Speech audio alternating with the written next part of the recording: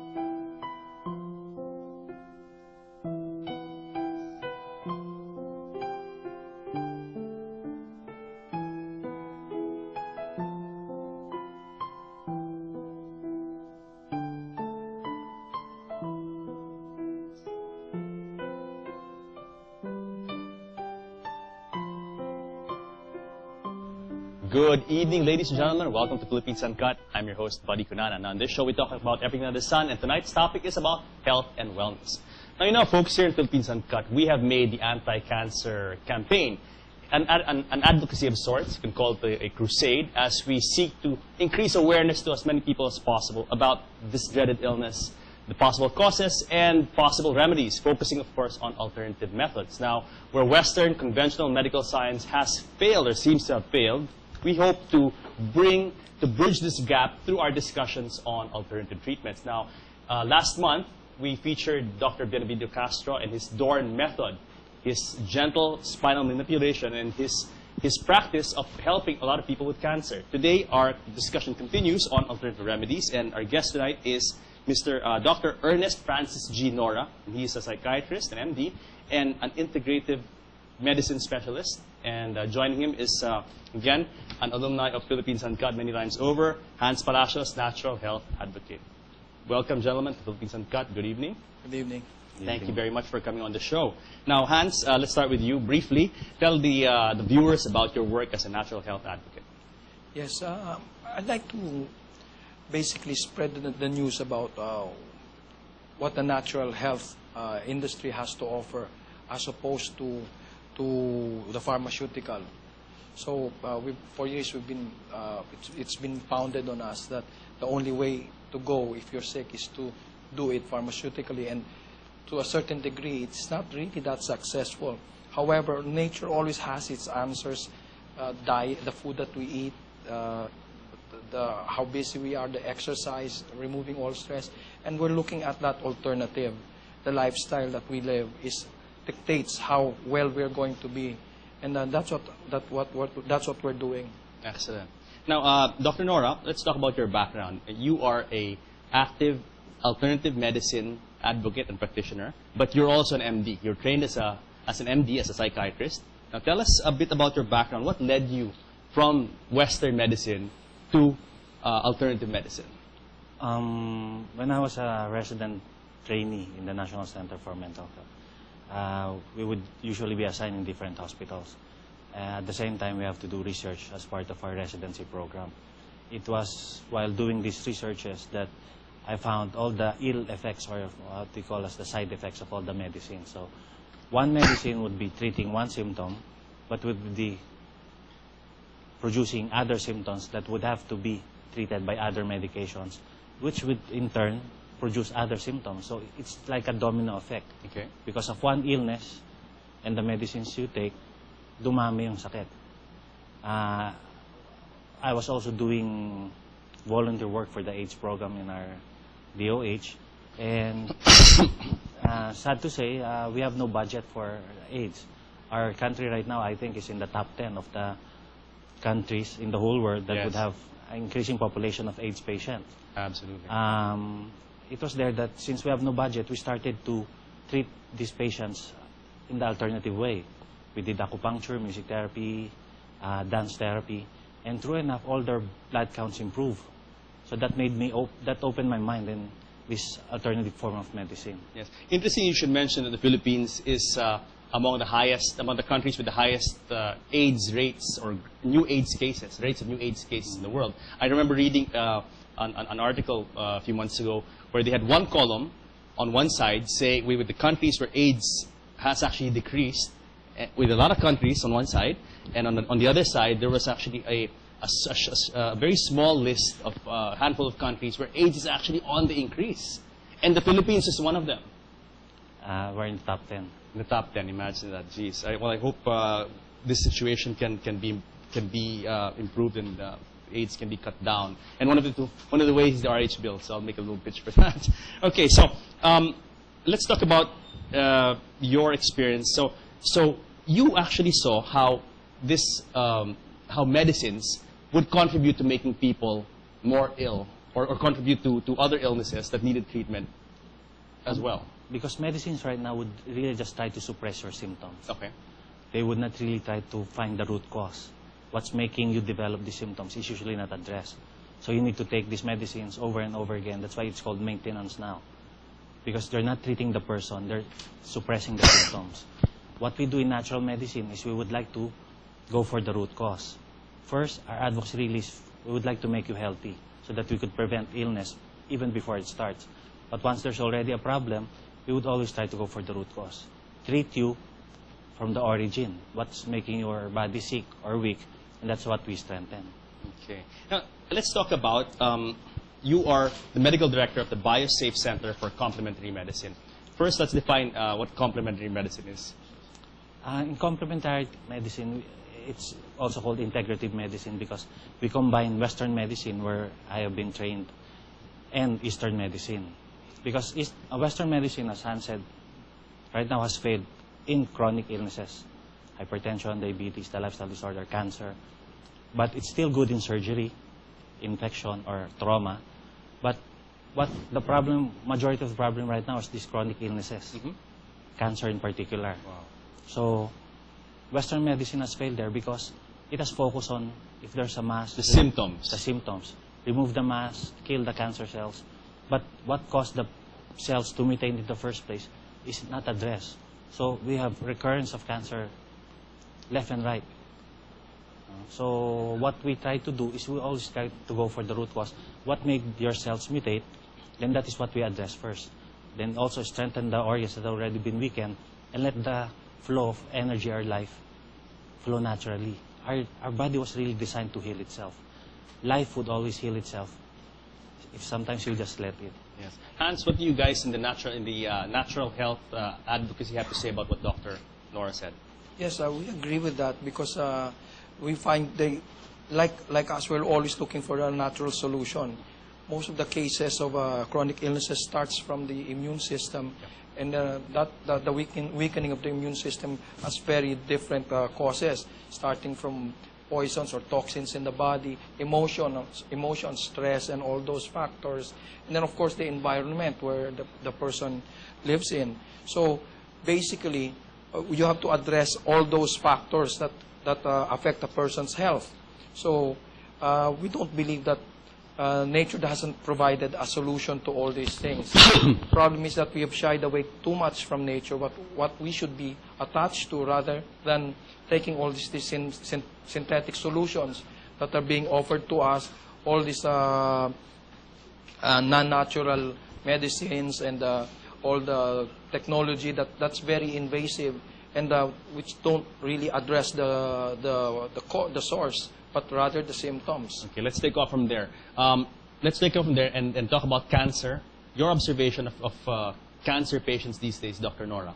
Do you see cancer increasing or incidences of cancer increasing these days? It's increasing in an alarming rate. When I was still a medical student, it is very rare. 1 into 80,000, 1 is to 100,000. Wow. Now you could see cancer in every family. At least one member would have cancer. Yes, yes. And what's really scary, sir, is that they say that by 2050, the rate would be 1 is to 400. At the end of the millennium, at the rate our environment is being destroyed, all of us would have cancers by then. Wow. Okay. Let's talk about diagnosis of cancer and cancer treatment. Let's talk first about conventional methods, Western medical methods. Now, if someone is ill with cancer and goes to Western trained doctor, what is the first thing, or what would be the first recommendations of this doctor for this patient? The problem with cancer is it usually goes undetected. It would only produce symptoms once it has already achieved a size that is already usually in a stage 3 or 4. So doctors right now would advise screening procedures. Define screening?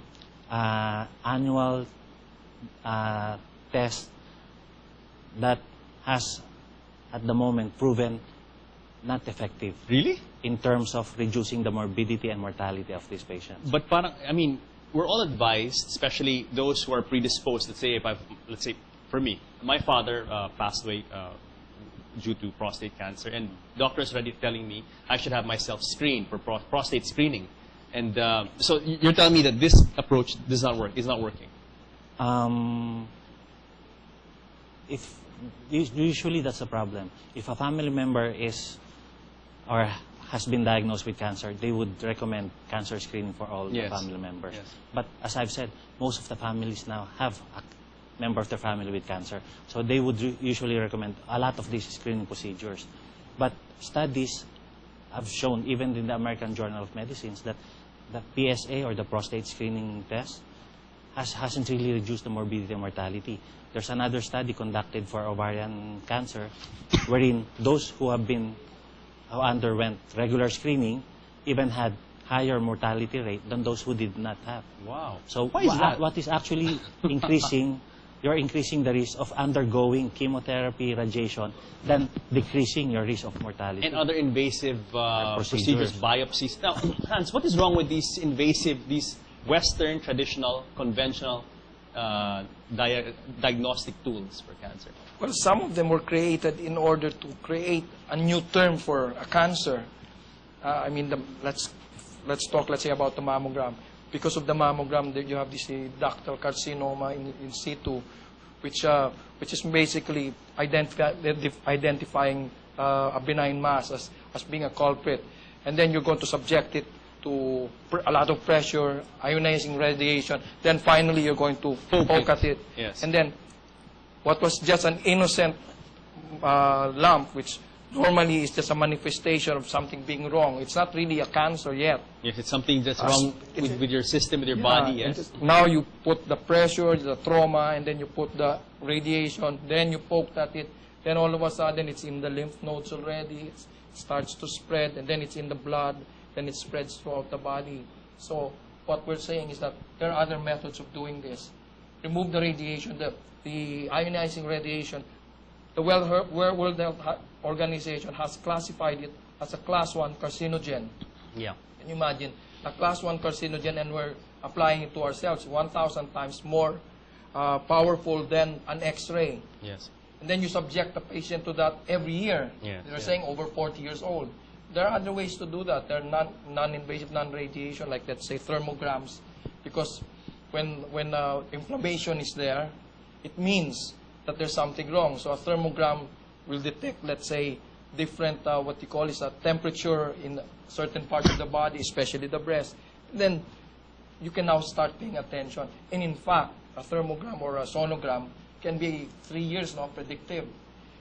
In BioSafe, they're able to predict predisposition 3 years prior. No. So what you gentlemen are saying is that you guys don't believe in what Western medical doctors say, that the orders that they give to people with illnesses like this, that you get a biopsy, you get and all these tests and invasive techniques. You're against this totally. I am against biopsy. I am against surgery. Personally, sir, I have 3 sisters who have breast mass. 2 of them here, I'm doing alternative treatment. They're still okay. We play badminton. We go out. I have a sister based in Canada. She was diagnosed on a Friday. She was operated on a Monday, the following Monday. She had chemotherapy. Right now, she's very weak. She had several fractures already because of the side effect of the chemotherapy. So when I was talking to her, it's okay, it's free. It's free, but you're destroying your body. Yeah. So that's the problem. That's the problem. So I'm biased against surgery and biopsy. But doctors will argue by saying that if we don't chemo this, if we don't radiation this, the cancer cells will be there, they won't die, we have to kill them, we have to do surgery to remove the cancer. What do you have to say about that? You kill the cancer cells, but these cells are the ones that are already mutated. Before you can start to even weaken them, we would be already weakening the other normal cells. So in that process, you will be weakening the whole body. So you will be prone to other illnesses, which may shorten your lifespan and be lethal. So you may die because of the complications that chemotherapy than the cancer, which is the primary problem. So, Dr. Nora, if a person, if some cancer patients are watching us now, you would advise them not to do any of these things, not to do any biopsies, not to do any radiation, not to do any chemotherapy. That would be your advice. Let's say if someone watching here would call you and say, Dr. Nora, I have this condition. Okay, what would you recommend? What would you advise this patient to do or not to do? There would be other modalities that we could do so we could check if we really have cancer. As Hans have mentioned, some harmless lump, when subjected to all of this radiation and trauma, may really mutate. So by the time you get a diagnosis, it's already cancer. Have you seen cases like this where you know what they thought was cancerous turned out to be benign after all?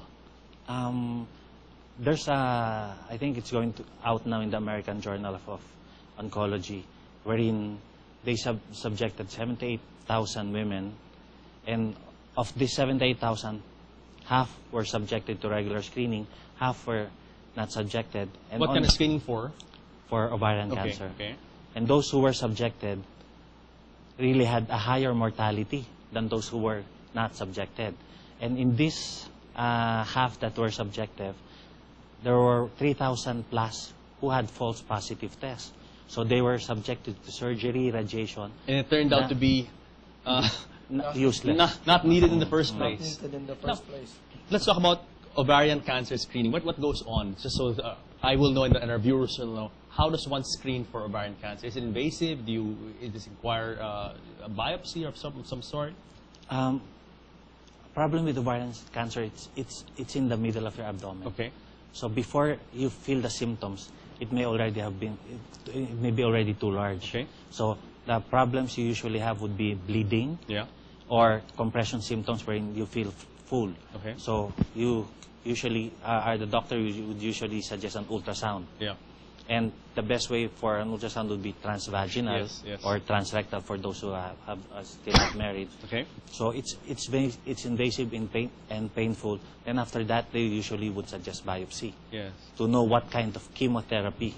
So what you're saying is that more than half of the 78,000 women who underwent this conventional step-by-step screening method for ovarian cancer, more than half of them end up developing cancer. According to study. They had a higher incidence of developing They had a cancer. higher incidence of developing cancer Than those who did not. Who didn't go through the test. Amazing. Hans, you mentioned in the past show something, a term called poison and burn, or is it? Cut, did I get poison, it right? and burn. Cut, poison, and burn. Please define what this means. Well, the cutting is the operating, the poisoning is the chemotherapy, and the burning is the radiation. It's been a formula that has been used for the last 100 years. And then billions of dollars for cancer research are just poured into that. I mean, you know, there has to be some solution. They're already cloning people. They're already doing GMO babies and all that. And they can't cure cancer. We've sent people to the moon. There is a big money component to this. So the cut, poison, and burn Of course, is where big the business. money is. See? Absolutely. So if you have, let's say in the U.S., you have 70 million people who get cancer and they pay $150 for a certain test, how many billions of dollars will be lost if they don't use that particular test. That's what it's really big money. So the cat poison burn doesn't work. As I said before, the definition of insanity is doing something over and over again and expecting a different result. And it's 100 years already been doing that. Dr. Nora, why is it that the medical profession still continues on these traditional approaches when obviously, as Hans said, you do something over and over and expect a different result? It's insane.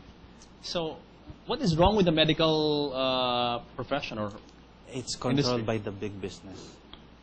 It's what's being taught to these young doctors nowadays. So if you have cancer, cat slash Poison and burn. poison and burn. Poison and burn. So that is really what's just being taught. So young doctors who just have this indoctrinated in their mind. So this is what they do. So this is what they're going to promote to their patients. That's all they know. Oh, so it's like that, thinking outside of the box. There are other alternative methods that would actually improve your quality of life.